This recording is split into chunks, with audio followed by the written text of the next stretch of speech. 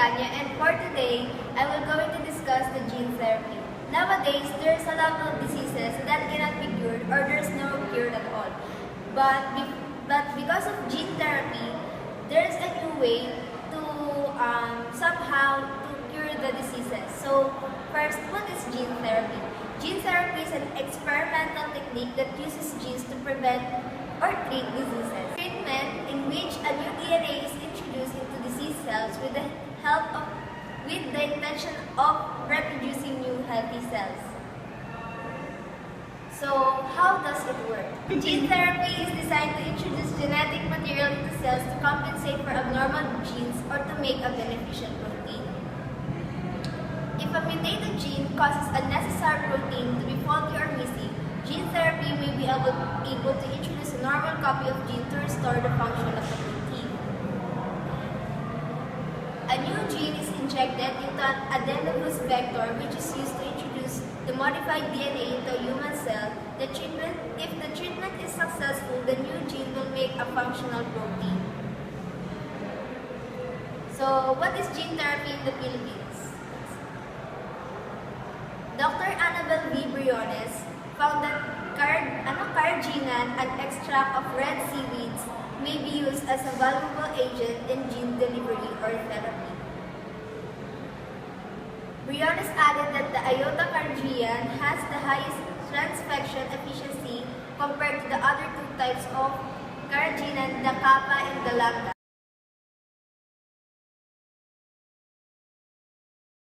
So today we will be discussing about the different types of gene therapy. So first, the somatic gene therapy. So as the name says, somatic gene therapy uses somatic cells, which basically means that if after the therapy is done, so the disease has been cured, the cells will not be transferred to the patient's offspring. Therefore, even though the host has been cured of the sickness, her offspring may still have a chance of contracting the disease. So next one is the ex vivo gene therapy. It's a type of somatic gene therapy. It's like a subtype. So in ex vivo gene therapy, it involves the alteration of the cell. So basically, you get the sample of the cell, the cell sample of the patient. You take it outside and you alter it. Then you transplant it back inside his body. Then the next is in vivo gene therapy. The difference is the cells are modified inside the patient's body. So the only difference is between this and the latter is the former is the other one is modified inside and the other one is modified outside. That's basically it. Thank you. Good afternoon. So my name is Sebastian Canilagan and my topic is the second type of gene therapy, which is the germline gene therapy. So in germline gene therapy, it involves the reproductive cells, which is the sperm and the egg cell. So these cells are modified by the introduction of functional genes into their genomes. Gene therapy using germ cells result in permanent changes that will pass on to the next generation. So for example, this gene that has been modified through a baby, it will also be passed to its next generations as time goes by.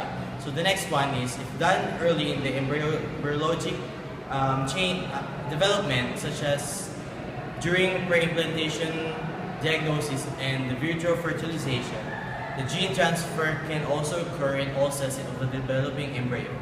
This offers possibility of permanent removing of an inherited disorder from a family line. So for example, if a baby or the parents of the baby have its hereditary diabetes disease, if treated through germline gene therapy, this baby may survive or may overcome the sickness or the disease of diabetes. On the other hand, cancers may also be treated through gene therapy.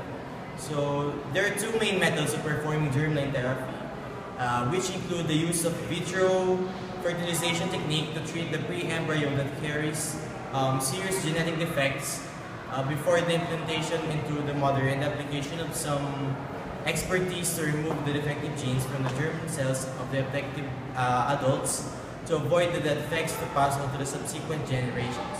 So the advantage of this first technique is it may include having healthy children, efficiency and save costs as compared to somatic gene therapy.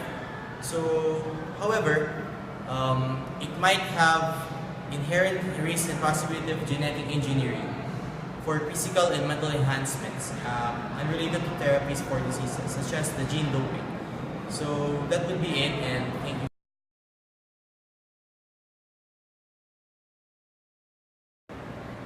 Good afternoon, ma'am. I'm Iris May Limbo. I'm going to discuss about the disadvantages of gene therapy. Number one, it is costly treatment option. First, it is so expensive to have this treatment because one of the gene therapy costs $1 million in Europe. Number two, nature is adaptable. Gene therapy can affect our environment, but we haven't noticed it. In the future, we will discover that it have a bad effect in our environment. Number three, it may unlock an ethical form of science. Here, gene therapy is beyond the limit of the science. So we might discover more diseases that gene therapy created. Number four, gene therapies have been stuck in trials for a generation for a good reason. We are still debating if gene therapy is good or bad in our environment or for the humans. So we are until now we don't know, and I don't know where we're going to know. And then number five is it may encourage gene adopting. Here it's we're cheating. Example, you are athletic and you want to be more good, and you saw this guy he's really good. That's why you ask the doctor I want to copy his genes. That is one example of disadvantage of gene therapy. Number six is it can provide a false hope. Since gene therapy is still trial, we still don't know that it's going to have a good effect or it's going to be successful. So we are hoping that it's gonna be successful, but we still don't know, and that's why it's gonna be false hope. That's all.